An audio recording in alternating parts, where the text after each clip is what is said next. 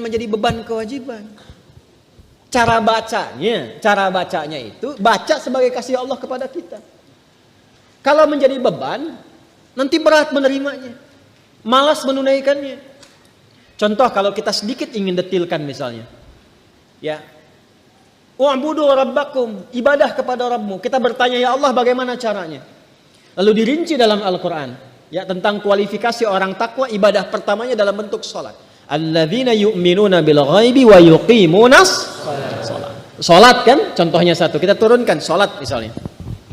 Nah ketika dicontohkan detilnya satu, sholat, nah, maka cara membaca sholat ini ketika akan ditunaikan jangan dipahami sebagai perintah formal ibadah, walaupun memang itu perintah. Ya, sholat hukumnya apa? Wajib. Wajib sifatnya apa? Kewajiban kan, yang harus kita tunaikan. Bentuknya perintah kan? Wa aqimus shalah, tunaikan oleh kalian sholat. Perintah mengandung unsur wajib. Wajib berarti harus dikerjakan kan? Nah perintah itu turun dasarnya sebagai kasih Allah. Jadi kalau perintah itu cuma bentuknya saja, formalnya untuk diberikan kepada kita. Tapi di balik perintah itu yang harus kita rasakan dan tanamkan ke jiwa kita. Jadi ketika diperintahkan sholat, jangan lihat kewajibannya. Karena nggak dilihat pun tetap wajib. Paham? Yang dirasakan itu maknanya. Apa hikmahnya di balik ini? Karena itu ketika Nabi diutus pun bukan hanya menerangkan ini kerjakan, ini tinggalkan. Tapi hikmahnya apa? Karena itu Nabi mengajarkan tentang hikmah. Karena diperintahkan Quran. Ya. Quran surah kedua Al-Baqarah ayat 151. Gak apa-apa lompat sedikit. Kita masih di ayat 21. Ya.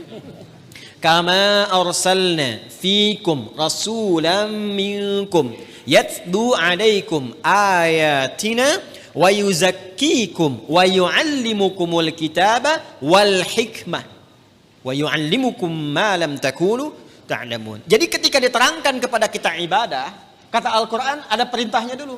Makanya ibadah yang ditanya perintahnya. Sebaliknya kalau urusan dunia, ya kan teman-teman sekalian, terkait dengan urusan dunia itu larangan yang dicarinya. Jadi kalau urusan ibadah jangan ditanya larangannya, karena sifatnya perintah. Ditanya dalil perintahnya apa. Saking sayangnya Allah, gak usah banyak-banyak, ini aja yang diperintahkan kerjakan. Jadi jangan tanya larangan. Kalau ditanya larangan gak akan ketemu dalilnya. Sholat subuh berapa rakaat? 2. Boleh nggak 3? Kan gak ada larangannya. Ada nggak larangan ditemukan sholat subuh 3 rakaat? Sampai kiamat kurang 2 hari nggak akan ditemukan. Karena memang salah pendalaman. Kalau ibadah itu yang dicari perintahnya. Kalau ada perintah kerjakan, maka turun ayat sebagai dalil. Ya, konsepnya begitu. Kama arsalna fikum rasulam minkum yatlu alaikum ayatina. Turun ayat dari kami. Apa ayatnya? Dalilnya apa? Wa aqimus shalah. Baru kita sholat. Lihat prakteknya dari Nabi. Contohnya bagaimana? Dibatasi, saking sayangnya Allah gak usah banyak-banyak.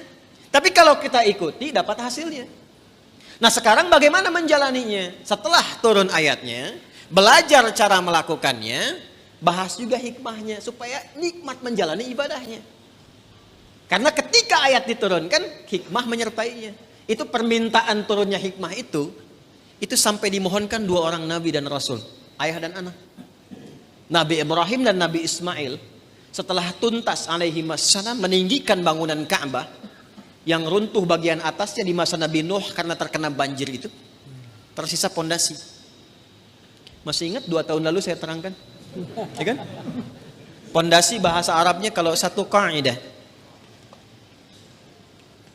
kalau banyak jamak qawaid. Meninggikan bahasa Arabnya rafa'a yarfa'u, ya, yarfa'u. Ka'bah itu pertama kali ditetapkan oleh Allah sebagai kiblat manusia, disebut bait. Inna awwala baitin wudi'a linnas, bait. Di Ali Imran ayat 96 itu. Di era Nabi Nuh alaihissalam terkena bagian banjir atasnya, tersisa pondasinya. Ka'bah ada berapa titiknya? 4 ya, kurang lebih gitu kan. Berarti setidaknya pondasinya ada berapa sudut? 4 bagian. Kalau 4 jama' atau tunggal? Jama'. Berarti harus bentuknya qawaid. Meninggikan tadi apa? Yarfa. Apa yang ditinggikan? Bait. Buka Al-Baqarah ayat 127. Paling kiri sebelah atas di mushaf. Wa idh yarfa'u Ibrahimul qawa'ida minal baiti wa Ismailu. Ada ayatnya? Wa idh yarfa'u Ibrahimul qawa'id yarfa' qawa'id minal bait wa Ismailu. Dan ketika Ibrahim alaihissalam meninggikan bangunan Ka'bah itu, pondasi Ka'bah itu ditinggikan kembali.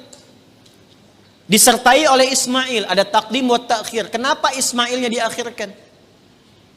Ini kalau katanya menyatu bersamaan, Allah bisa katakan begini misal di luar Quran ya. Wa idh yarfa'u Ibrahimu wa Ismailu. Tapi di sini Ismailnya di akhir. Wa idh yarfa'u Ibrahimul qawa'ida minal baiti wa Ismail.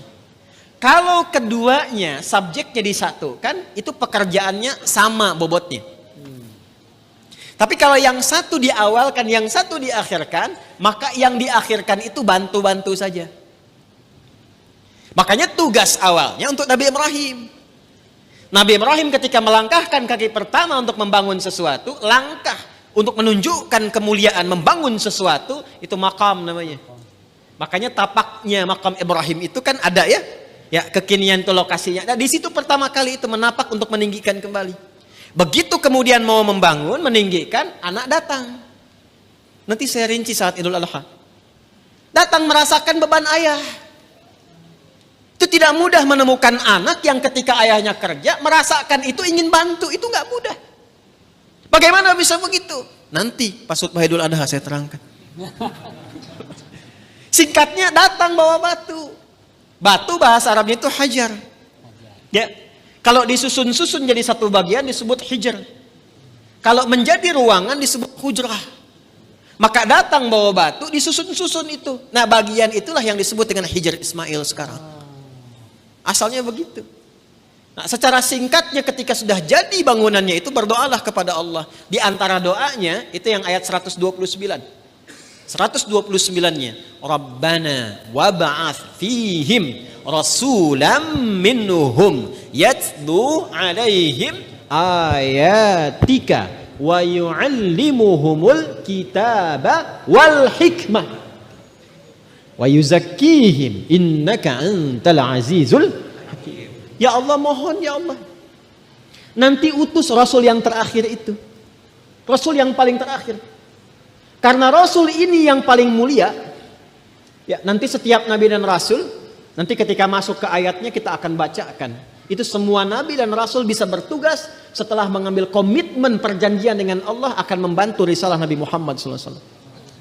Di risalah Nabi Muhammad itu sudah diviralkan di zaman setiap Rasul sebelum kedatangan Nabinya. Ya. Wa idh akhadallahu mitsaqan nabiyyina lama ataitukum min kitabi wa hikmati thumma ja'akum rasulun musaddiqun lima ma'akum la tu'minunna bihi wa la tansurunna qala aqrartum wa akhadhtum 'ala dhalikum isri qalu aqrarna qala fashhadu wa ana ma'akum asyahidin wa ana ma'akum minasyahidin. Jadi enggak mungkin ada rasul bertugas kecuali dalam tugas itu ada komitmen untuk membantu, menerangkan dan menguatkan risalah Nabi Muhammad SAW yang akan bertugas kemudian. Nabi Ibrahim, Nabi Ismail, itu keduanya bermohon, ya Allah karena ini Rasul yang paling mulia, maka mohon ya Allah lahirnya dekat tempat yang paling mulia. Mana tempat yang paling mulia di bumi? Ka'bah. Di Makkah Al-Mukarramah. Karena itu satu-satunya Nabi yang lahir dekat Ka'bah itu cuma Nabi Muhammad SAW. Nabi Ismail dimakamkannya dekat situ, yang dekat sumur Zam-Zam itu. Ya. Tapi yang lahir di situ hanya Nabi Muhammad SAW. Yang sekarang jadi tempat maktabah qadimah itu. Ya, perpustakaan itu, ya.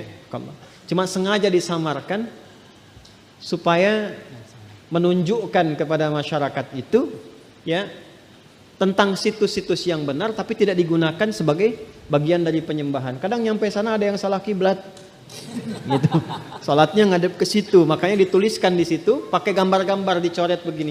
Nanti yang umrah saya terangkan beberapa bagiannya di mana lokasinya. Ya, nanti ada di situ dekat rumah Abu Jahal, ada di situ. Ya.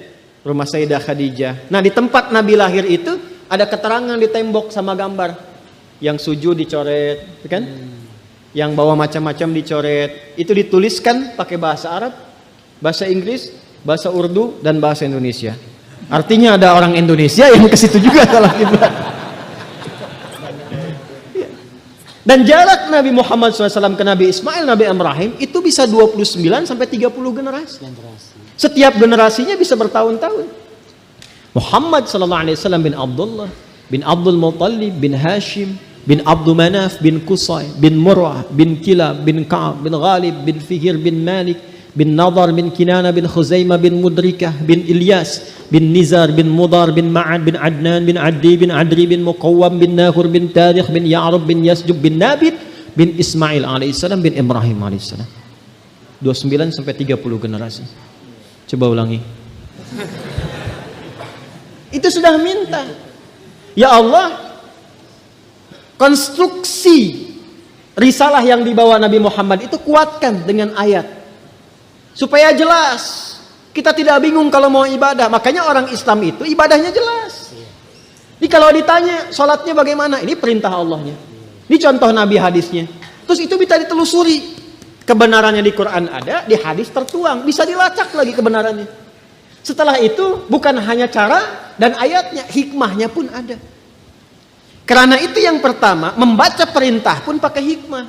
Jadi ketika ada kalimat misalnya, maaf, wa aqimus shalah, tunaikan salat, lalu datang perintah itu diisyaratkan lewat suara azan. Allahu akbar, Allahu akbar. Begitu tiba suara azan itu biasanya kalau iman sudah dikonfirmasi di hati, getaran muncul di jiwa. Iman itu kalau dari lisan turun ke hati, nanti kalimat azan itu dikonfirmasi oleh jiwa dengan getaran. Maka kalau Anda dengar azan, tiba-tiba ada getaran di jiwa untuk merespon itu tandanya keimanannya bagus. Itu ada di Quran surah ke-8 Al-Anfal ayat kedua. Kita masih di Al-Baqarah ayat 21. Innamal mu'minuna alladzina idza dzukirallahu wajilat. Jadi insan beriman yang sejati itu kalau imannya masuk ke dalam jiwanya, nanti ketika disebutkan nama Allah ada getaran dalam jiwanya. Merespon panggilan iman itu. Allahu akbar, Allahu akbar. Sudah azan. Diminta siap-siap. Diminta siap-siap. Lalu apa yang terjadi? Kalaupun dia bertanya, pikirannya bertanya, ya Allah kenapa ya saya mesti sholat? Itu langsung dijawab. Hayya 'alas shalah. Kenapa ya Allah? Hayya 'alal falah. Supaya kamu dapat falah. Apa itu falah? Bahagia dan sukses. Tadi yang saya terangkan di awal. Jadi kalau kita membaca setiap ibadah itu sebagai bagian jalan kebahagiaan dan kesuksesan, semangat kita sholat. Semangat. Apalagi paham fikihnya. Apalagi mengerti hikmahnya. Apalagi kita ngerti Qur'annya. Ya Allah, nangis tuh kalau sholat itu. Allahu Akbar. Nangis. Ya ayyuhalladzina amanu ista'inu bisabri wassalah. Hei orang-orang beriman, kalau sedang ada kesalahan, sedang punya masalah, sabar, terima dulu. Jangan dikeluhkan. Karena masalah itu dihadirkan bukan untuk menjadikan dirimu bermasalah. Supaya engkau meningkat kualitas. Supaya kehidupanmu lebih baik lagi. Supaya engkau makin teruji, makin kuat. Dan tidak mungkin kata Allah, aku menguji kecuali engkau sanggup mengatasinya. La yukallifullahu nafsan illa wus'aha. Apakah berhenti sampai situ? Tidak. Datang kepada aku minta solusi lewat salat. Ya ayyuhalladzina amanu ista'inu bisabri wassalah. Kamu sabar, terima dulu. Saat sholat datang padaku minta solusi. Jadi begitu dipanggil lewat sholat itu, ditunggu kita mau minta apa. Baru kita berdiri baca Al-Fatihah. Baca iyyaka na'budu wa iyyaka nasta'in. Hadis kutsinya mengatakan hadza baini wa baina 'abdi wa li 'abdi ma sa'al. Ini perjanjian antara aku dengan hambaku. Kalau hambaku benar cara ibadahnya, apapun yang ia minta sekarang aku berikan sepanjang maslahat untuknya. Itu hadis qudsi. Ibadi khalaqtuka lil ibadati fala tal'ab wa qasamtu laka rizqaka fala tal'ab wa qasamtu laka rizqaka fala tat'ab. Hambaku, aku ciptakan kau itu untuk ibadah. Wa ma khalaqtul jinna wal insa illa, aku ciptakan kau untuk ibadah. Artinya kita dicipta ini memang supaya bahagia. Karena ibadah itu pengantar kebahagiaan. Kita itu tercipta untuk senang, saking sayangnya Allah kepada kita. Kehidupan rumah tangga itu menyenangkan. Kerja itu membahagiakan. Jadi kalau kita larut dalam kesedihan, berarti ada sesuatu yang tidak berjalan dalam kehidupan kita itu. Wa qasamtu laka rizqaka fala tat'am. Kamu aku ciptakan untuk ibadah, jangan banyak mainnya, kata Allah. Kalau kamu benar ibadahnya, jangan khawatir tentang rizki.